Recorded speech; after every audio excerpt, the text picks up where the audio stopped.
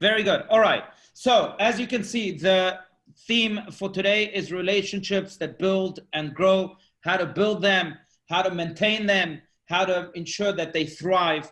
That's the big theme for today, again, in relations to the theme of these 3 weeks in the Jewish calendar, in which we are told by our sages to focus on enhancing our love towards one another, building relationships, and ensuring that all relationships are relationships that can not only be sustained, but that can thrive. So just a general introduction, then let's speak about 3 tools on how to build and grow relationships. But the general introduction here comes directly from the Babylonian Talmud, the Tractate of Yoma, which speaks about this time period. In particular, asks the question of why is it that the temples were destroyed? Again, they were destroyed during this time period on the 9th of Av. And it gives a different answer for the first temple and another answer for the second temple. But does anyone want to read? Why was the first sanctuary destroyed? Anyone? You have to make sure to unmute yourself if you want to read, but otherwise I'll read. Here we go. Go ahead, Janet, go for it. Why was the first sanctuary destroyed? Because of the 3 evil things which prevailed there. Idolatry, right? Yeah. Immorality, and bloodshed. But why was the second sanctuary destroyed?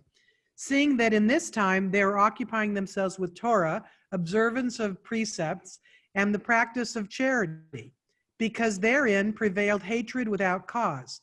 That teaches you that groundless hatred is considered as evil, as of even gravity with the 3 sins of what is that word? Idolatry. Idolatry, worshiping idols, right. Oh, idolatry, sorry, okay. Yeah. Immorality and bloodshed together, sorry. Right. Babylonian Talmud, Yom 9b. Sorry. Thank you, exactly, yeah, which is the reference from which it comes from. So during this time, we are therefore told to work on our hatred, fix that hatred, and in a way, go to the other extreme. And just as sometimes we hate someone unconditionally, so too we ought to love people unconditionally to fix this hatred. Why should we fix it again? Because as the Talmud points out, this is the root cause for all destruction. It's so severe to hate someone baselessly, as it says here, or unconditionally, that it is considered to be as grave as 3 sins put together: idolatry, immorality, and bloodshed. Now, that's why, again, these three weeks are seen as weeks in which we have to repair relationships, work on our relationships, enhance them, and make them thrive. Now, because it's a time that baseless hatred brought about so much destruction, there are multiple customs which we mentioned before during this time. One is that one is not allowed to conduct weddings. 2, as you can see here, play musical instruments or listen to live music at least. 3, recite the Shechanu blessing, which is usually recited on a new fruit, on a new piece of silverware, or furniture, or of clothing.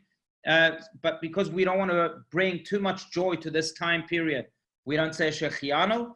And also taking a haircut or shave, even though many Sephardic communities permit this until the week of Tisha B'Av. But it's a time of mourning, a time of self-introspection, a time of great meditation. But if there is one focus again to this contemplation, to this meditation during this time, it's the focus of how can I love people more? How can I eradicate baseless hatred from my heart, or groundless hatred from my heart, as the Talmud calls it here, and ensure that I only operate with the mode of love? That's the big question. And to answer this question, I want to offer to you 3 different tools that I'd like to explore today. But again, I want to preface by saying that these are not the only tools. If you don't find your tool here of how to repair relationships and how to love people more, then go ahead, use your tools.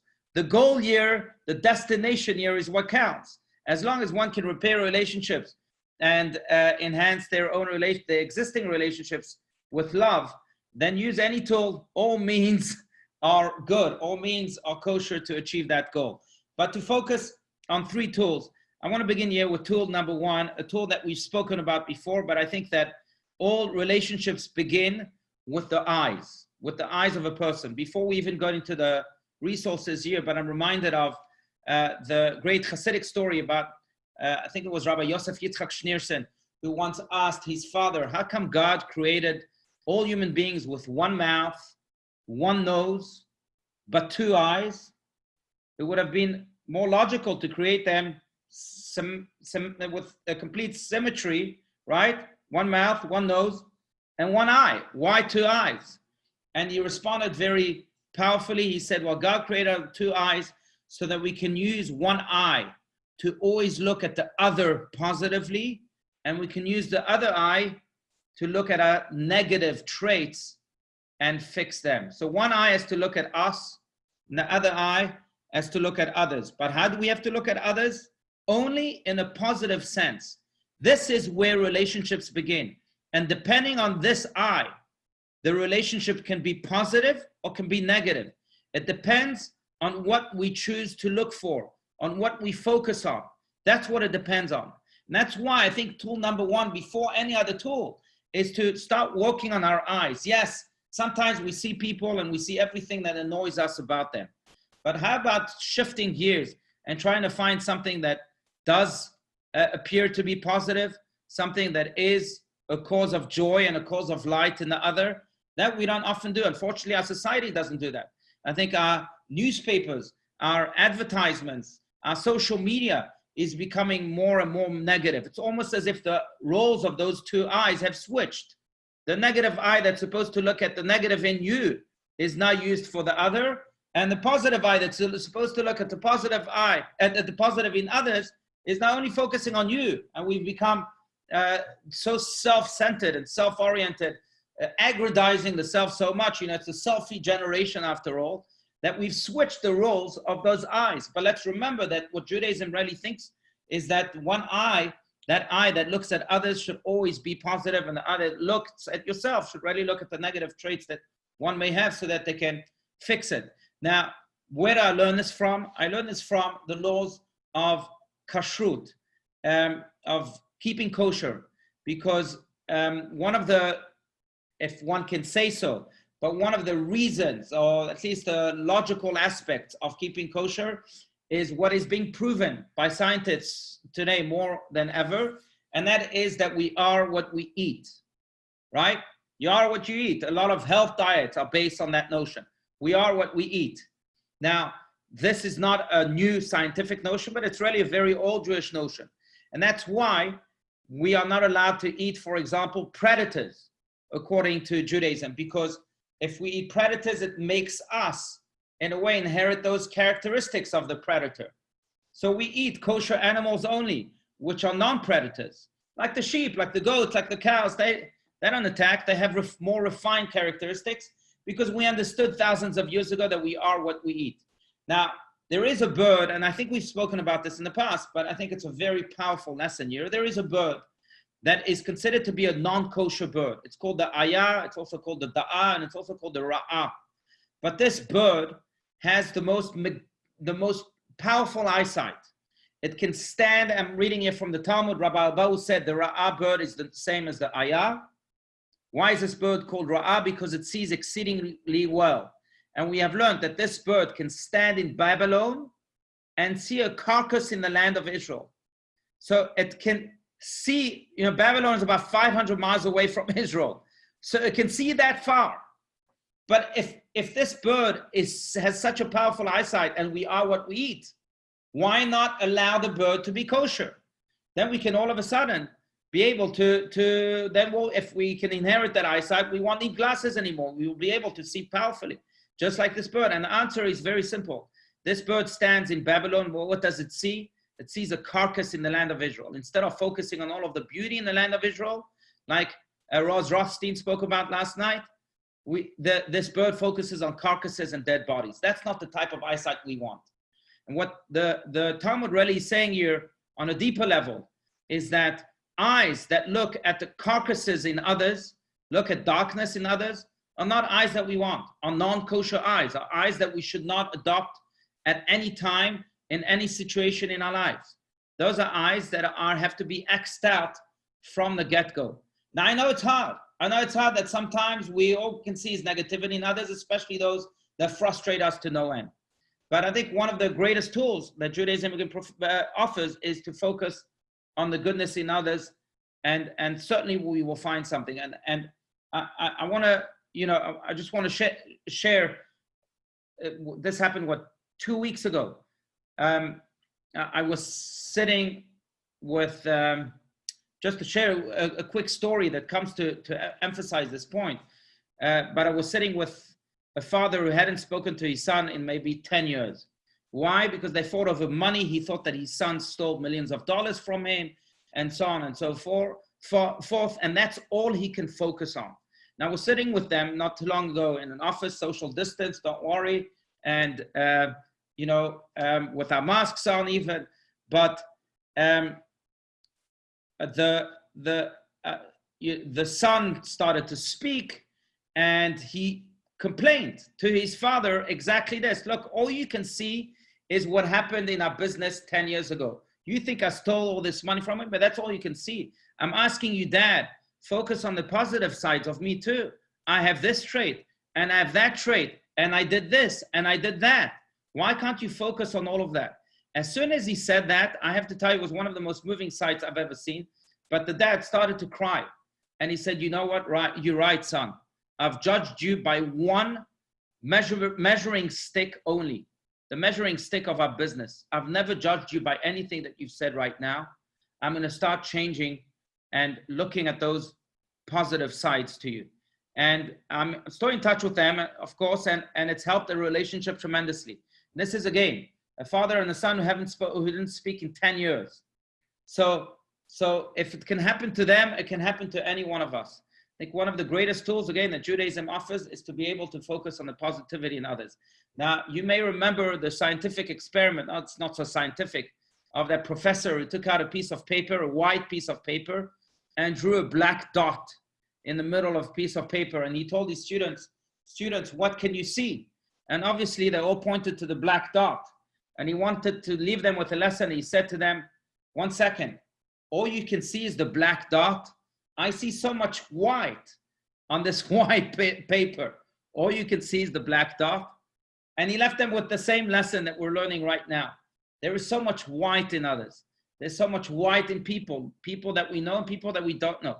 Why focus on the black dots of those people? Why? I know it's human inclination, but still, if we want to have positive relationships, love that builds and grows, then we have to be able to find the whiteness in people, so to speak, and to really start focusing on that, and maybe on that alone. I just want to bring to your attention, one cute thing that someone shared with me the other day, but if you have a cup of water next to you, you might be able to look at it directly. I have this bottle of water right here next to me, and you can see it's half empty and half full, right? So the classic question is, what can you see? When you look at a cup like this, is it half empty? Do you look at the half full part, or do you look at the half empty part?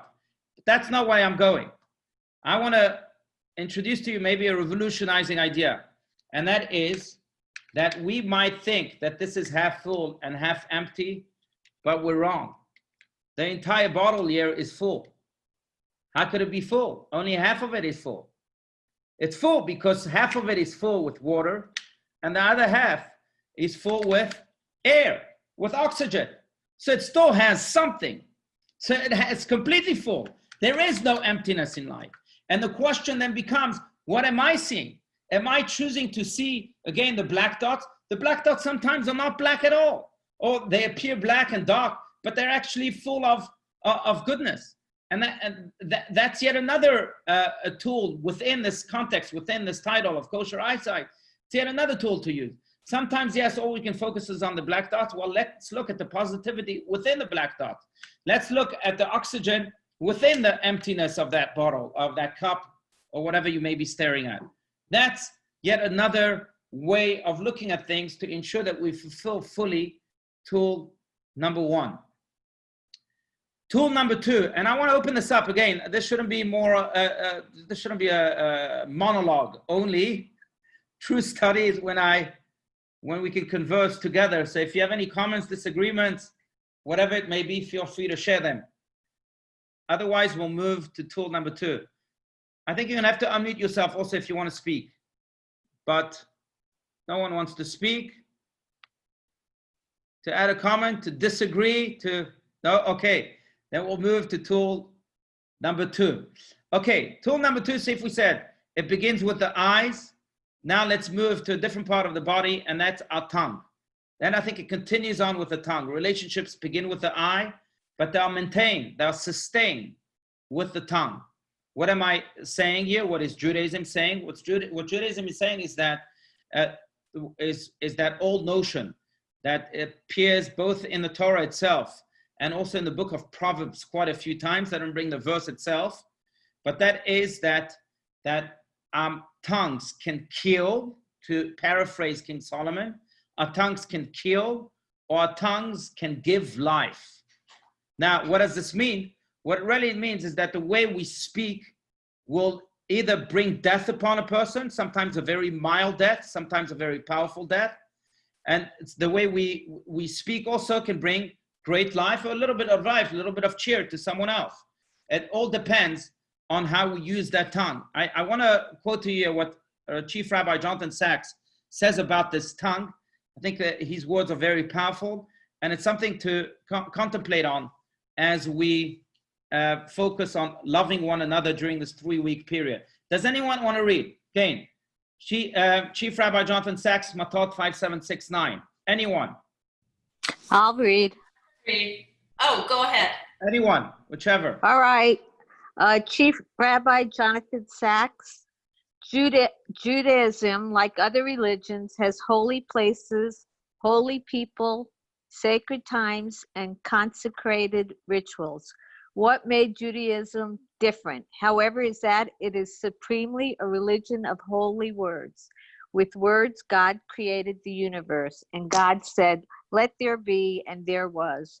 Through words, he communicated with humankind.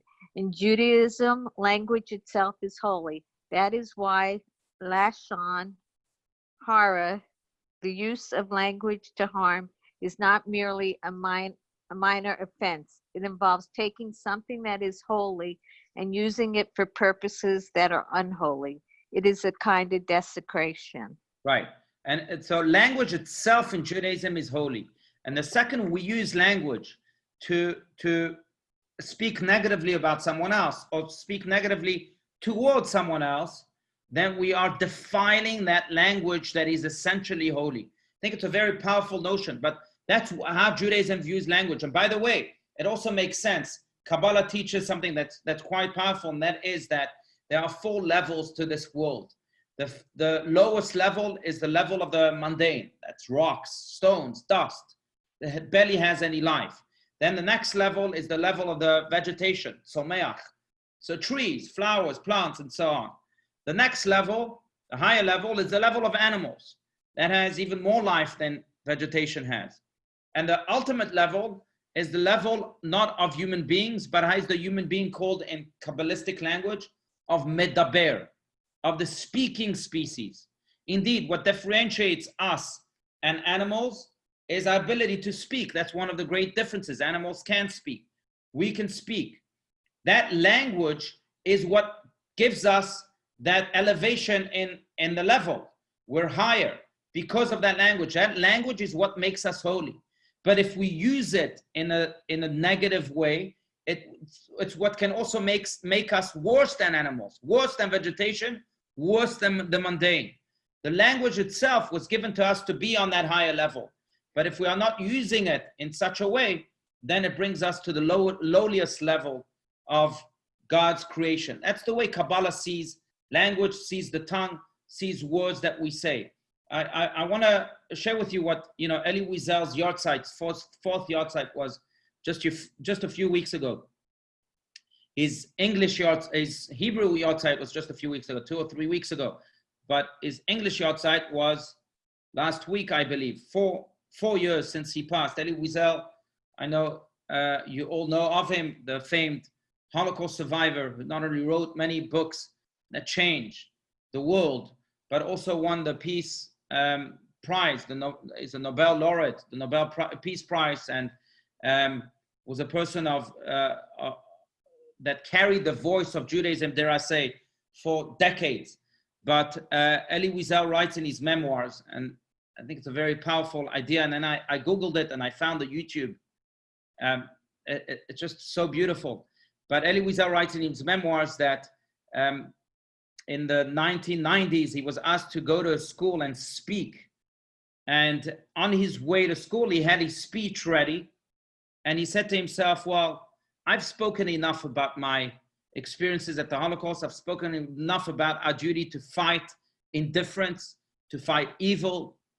What am I going to tell these children that they don't know already? They've read my books. They know about this notion. They live it themselves. What am I going to tell them? How am I going to use my language to make it as holy as possible? And he didn't have an answer for it. And when he got to the school, all of a sudden, by seeing the faces of those children, that answer came to his head. And he said to himself, instead of speaking words, I'm going to sing words. And he started to sing a song that kept him alive during the harshest times of torture in the Holocaust, in the concentration camps. And he started to sing a song with the words of King David of the book of Psalms that says, Shebishifleinu zachar lanu, that even in our lowest level, God, or our lowest state, God remembered us, Vaifrekenu mitzarenu, and God also unloaded all of our burden. And he started to sing that song and sing that song. You can YouTube it and you'll find it. It's just a very moving sight. And then in his memoirs, he writes, I understood that the language that God gives us, if used as a song, is the holiest form of human expression. Something like that. I'm quoting almost verbatim, but that's more or less what he wrote. The language that we use, if used with the song, in a holy way, is the holiest way of human expression. And it's so true. Very often, we're driving somewhere, whether it's Elie Wiesel or not. We're going somewhere. We're on our way to a meeting. We're on our way to a phone call. We're on our way to interacting with someone. And we have all these thoughts that come to mind. How am I going to speak to this person? The negative speech is never a part of the calculation. We have to ensure that the language that is used is a language that fits its holy status, according to, again, Judaism itself. And if we use it in any other way, if we can't sing that song like Elie Wiesel eventually did, then we've defiled that language. By defiling it, we've brought the human being to his or her lowliest state. Now, there's a nice little folklore by on Socrates. Let's just read it quickly. I'll make one more point and move to tool 3. Does anyone want to read? One day Socrates. Anyone? I will. Oh, thank you, Julie. Go for it. Yeah. One day Socrates came upon an acquaintance who said excitedly, Socrates, do you know what I just heard about one of your students? Wait a moment, Socrates replied. Before telling me anything, I'd like you to pass a little test. It's called the triple filter test. Triple filter? That's right, Socrates continued. Before you talk to me about my student, it might be a good idea to take a moment and filter what you're going to say. The first filter is truth. Have you made absolutely sure that what you are about to tell me is true? No, the man said. Actually, I just heard about it and... All right, said Socrates, so you don't really know if it's true or not. Now let's try the second filter, the filter of goodness. Is what you are about to tell me about my student something good? No, on the contrary. So, Socrates continued, you want to tell me something bad about him, but you're not certain it's true. You may still pass the test, though, because there's one filter left, the filter of usefulness.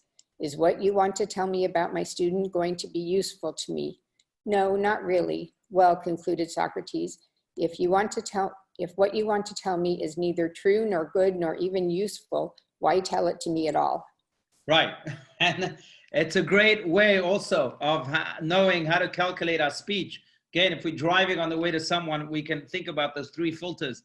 And that will help us in the most practical way, I think, on how to ensure that the language that we are given, that the ability to speak that we are given remains as holy as possible as it should be.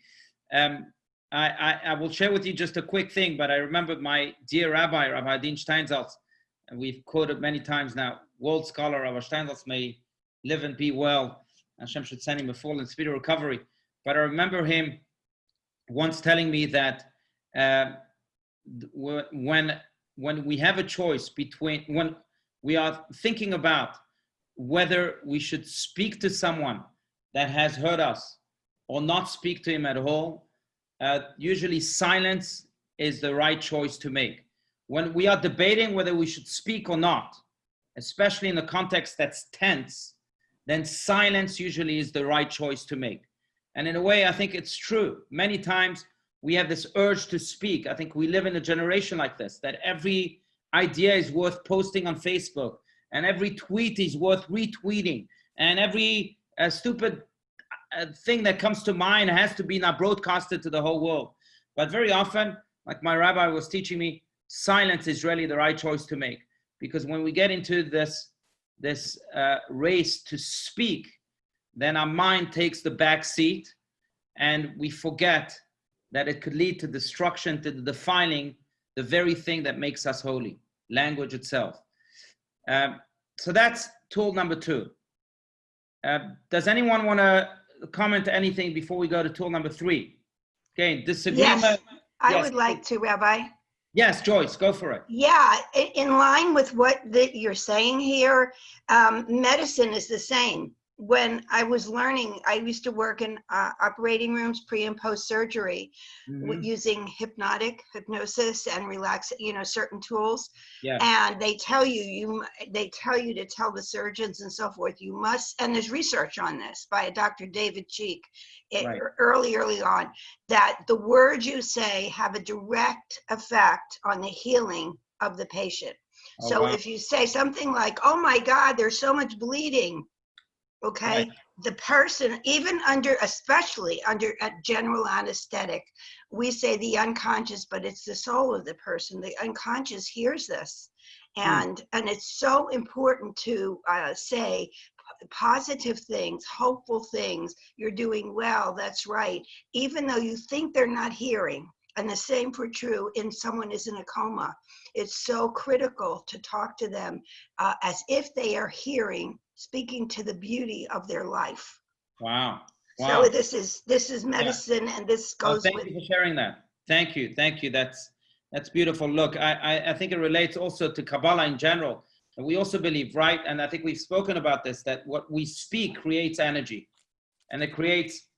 If it's positive words, it creates a positive energy. If it's a negative, I hear you saying it's even more than that a person can even bleed. If you're saying so much blood, it can cause him to bleed even more, scientifically, if I understood right. That's amazing. Thank you, Joyce, for sharing that. Thank you. Sure. Okay, anything else before we go to tool 3? I have a question. Yes, Judy, please. So I understand what you're saying, that when you're unsure, you should stay silent. It's probably the wiser choice.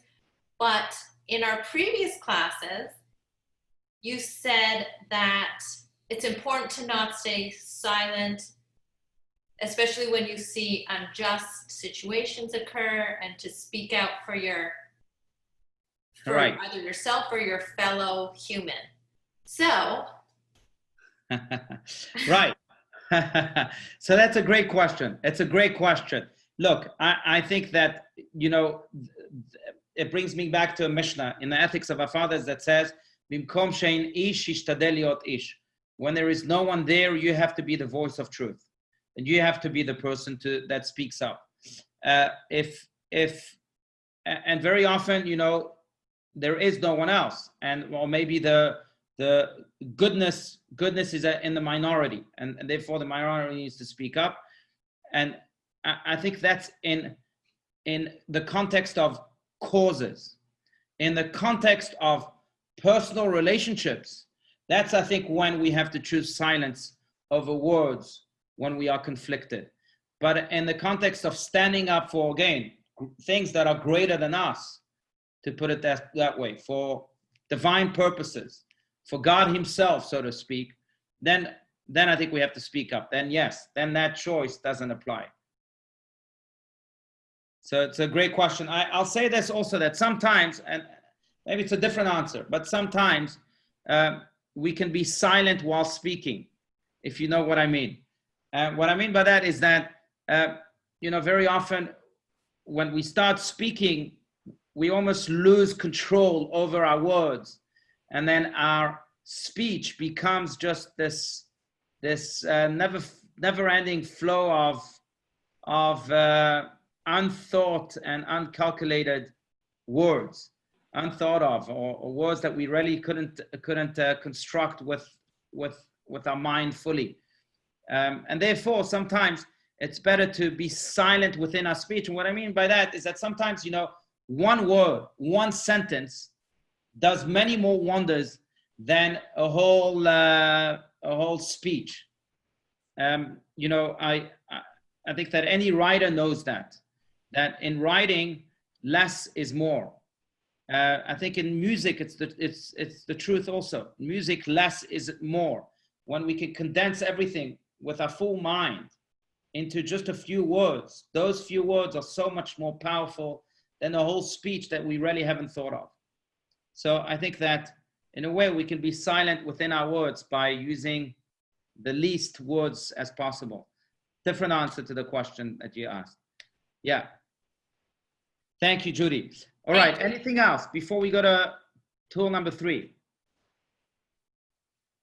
Okay, so tool number 3, so we spoke about the eyes, we spoke about the mouth or the tongue. Now I want to speak about this right here, the ears, because that yet is another tool that teaches us really how to build relationships. And what I mean by the ears, and it's a big thing these days, everyone speaks about knowing how to listen, and listening is key. And in order to really repair social tears, we have to be able to listen to one another. And it's true, it's a Jewish tool too. To be able to listen is really one of the most effective tools too. But Judaism also teaches us how to listen. And we've spoken about the 10 levels of hearing, I believe, a long, long time ago, but I think it's worth refreshing our memory regarding, again, our ability to listen and to know how to truly listen, to listen to the other so that the other person is healed, or that the relationship itself is healed, not just through our words, not just through our eyesight, but also through our listening. So there are 10 levels of listening according to Judaism, and those are the 10 levels I want to go through very, very quickly. The first few levels really are not levels that we encourage anyone to have, but they are nonetheless types of listening, so they listed as levels. Level 1, as you can all see, is passive ignoring. Just simply ignoring. In other words, if someone says to me, hey, what time is it? And I just continue walking, I heard him say, what time is it? But I'm ignoring him. So it's a type of listening, but it's not a type of listening that Judaism encourages in any shape or form. Same with number 2, active ignoring. It's like turning to this person and saying, hey, you asked me what time it is? I don't want to tell you what time it is. I'm ignoring him actively. But again, that's not the type of listening that we adhere to. Number 3, pretending. And that is when we pretend to listen and we nod our heads, but really our mind is floating in all sorts of other directions. We're so not with the person. That happens quite often. We want to be polite, so we want to stay there, but really our mind isn't there. That's a type of listening, but again, it's not a listening that we believe in. Number 4, recording.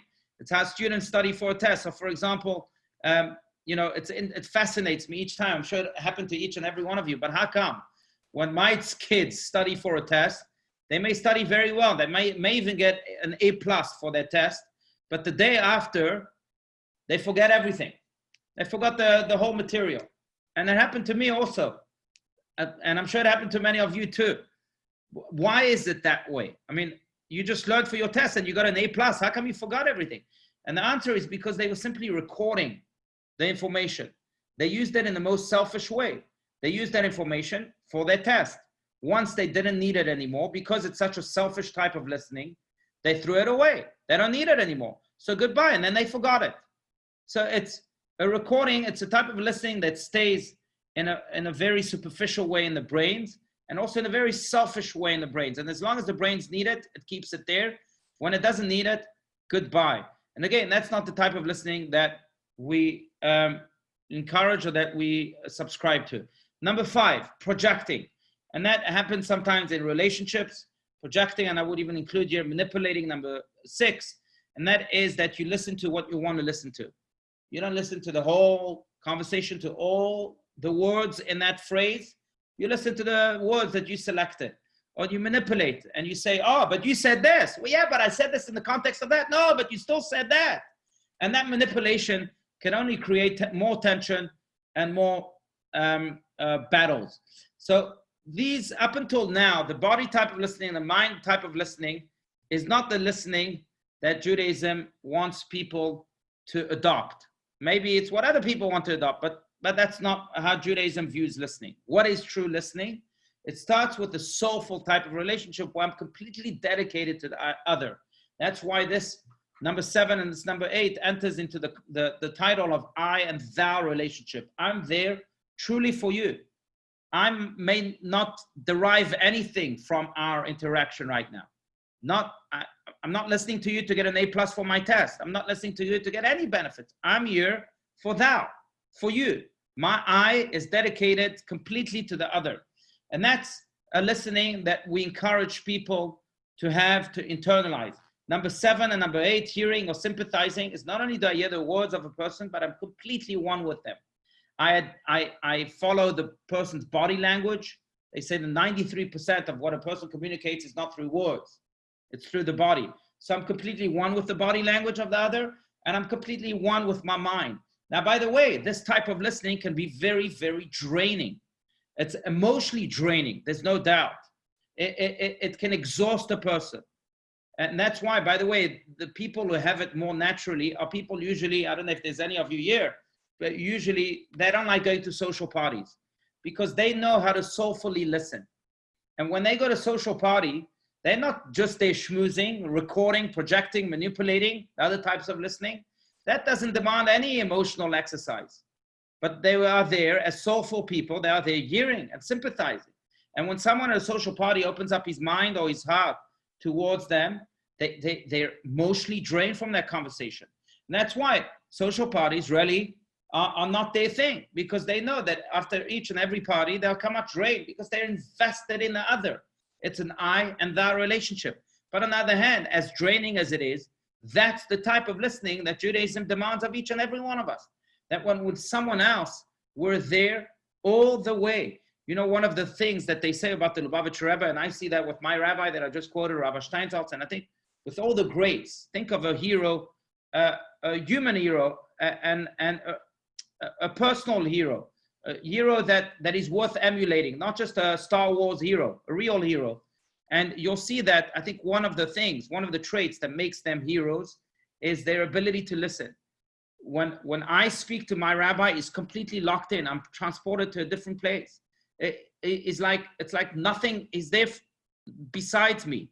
And now I'm a nothing. I remember that I was sitting with him once in his office in Jerusalem, speaking to him, and then speaking to him, and time goes by, an hour and a half, and his secretary comes in to try and stop the meeting, but he's one with me. And then I come out, who was there in the lobby? Nathan Sharansky, who's, you know, one of the heroes of the Jewish people, the refusenik who stood up against the Soviets for so many years and were put in jail because of that, etc. But I'm saying to myself, gosh, he was so with me that he was only with me. Sharansky could have been waiting, but it doesn't matter. And it taught me what true hearing and true sympathizing is all about. That soulful type of hearing. That's the type of listening that we need today, perhaps more than ever. I know it's nice and trendy to speak about listening. We got to be listening, but we got to be listening not in a projecting way, manipulating way, in other type of bodily ways. We got to be listening in a way that I am completely with the other. I'm invested in the other. I sympathize and I hear everything about the other. That's 7 and 8. And number 9 and 10, I think only happens in very rarely, and in very few relationships, maybe marital relationships, true friends. Maybe you have this type of listening. And it's a listening that Judaism encourages, but it's also listening that Judaism recognizes that might not be reachable for every type of relationship. And that's the listening of 9 and 10, empowering and unity. Why I listen to the other to the point that the other becomes me and I become the other. You know, they say that people look like their pets. right? You walk with your pet, and then someone stops you on the street and says, "Oh, you look, you look alike." Well, in a way, this type of listening, of hearing, is a type in which I exchange the traits, my traits, with the other, and the other exchange his traits with me, and we become so one that we are one now, not just in our through year, but we are also in year, in our very own heart, in our very own personality. That's that unity of listening. Now, again, I think, marital relationships might sometimes have this, true friends sometimes have this, but it's not reachable, it's not attainable in every relationship. But going back to the soulful, to number 7 and to number 8, the soulful type of listening is a listening that must be achievable in every relationship. Yes, we can aim for 9 and 10, but at least let's have 7 and 8. That's the type of listening. So again, to summarize, and maybe I'll just share with you a quick story and open this up. But to summarize, I think the most, again, practical way we can work on building and growing relationships, especially during this time, during the 3 weeks in which we are asked to love each other unconditionally, to make up for the times in which they did not love one another that led to tremendous destruction during this period of time. We need to implement 3 tools. Tool number 1 starts here, seeing the other as positive. And if we can't see the other completely, entirely as positive, let's focus at least on the positive sides in the others. That's number 1. Number 2, guarding our tongue, remembering that language is holy, and it was given to us for us to use it in a holy way. And if we are not using language in a holy way, we are lowlier than the mundane, than the 4th and lowliest level of this world. We are defining not just God's language, but we are defining ourselves as the speaking species as well. And number 3, again, going back to the ears, this ability to truly listen to the other, even if the other is different, even if the other thinks differently. I have to be able to soulfully listen to the other, sympathize and hear the other. And just that type of listening can create wonders in relationships and certainly wonders in our world. I want to conclude just with the story of Rabbi Yitzchak David Grossman. Rabbi Yitzchak David Grossman is the chief rabbi of Migdal HaEmek, city in northern Israel. Rabbi Yitzchak David Grossman tells the story of how he was once traveling to Hanover, Germany, I think it was. And in Hanover, Germany, they were supposed to honor the people of Migdal HaEmek and then eventually sign a twin sisters agreement between the 2 cities, right? You know how many cities have this twin agreement? So Hanover, Germany was supposed to become a twin sister with Migdal HaEmek a few years ago. Rabbi Yitzchak David Grossman, as the chief rabbi of Migdal HaEmek, went to Hanover to attend the ceremony and the signing of the agreement. And just before the agreement was signed, this man came to him and said to him, Rabbi Grossman, this is a very emotional day for me. You don't know me, but I am German. I was born here in Hanover. And I want you to know that my father was a Nazi. And this has been haunting me for years. And now that I'm signing this agreement with an Israeli city, with Jews themselves and with the rabbi, I feel as if I'm repenting on behalf of my father, and I'm fixing that which he destroyed in our family. Rabbi Grossman said, well, if this is the case, I have to make sure that your repentance is coming really from a true place. You're not just doing this to excuse yourself and then, who knows? And he sat down with this man, he says, for 3 hours before the actual signing of the agreement, and he listened to him. And at first, this man might have been, distant from his father's behaviors as a Nazi, but he wasn't completely divorced from them. And Rabbi Grossman says that through his listening, through his sympathizing, through his hearing, he opened the man up. This man was so touched by Rabbi Grossman and that he not only completely divorced himself from his father and all of, the Nazi legacy, so to speak, that he left behind, but he eventually visited Rabbi Grossman in Migdal HaEmek. And he was so taken aback again by Grossman's ability to listen that he converted to Judaism. And today this man lives in Migdal HaEmek. You can Google the story. It's a true story. And Rabbi Grossman attributes this complete transformation, not because of what he said, but because of his ability to listen. Sometimes when we listen to someone else, as different as they may be from us, that listening itself transforms. We then not need say a word. We then not need even do anything. All we need is to be one with them, and that oneness changes, transforms, and certainly betters our world.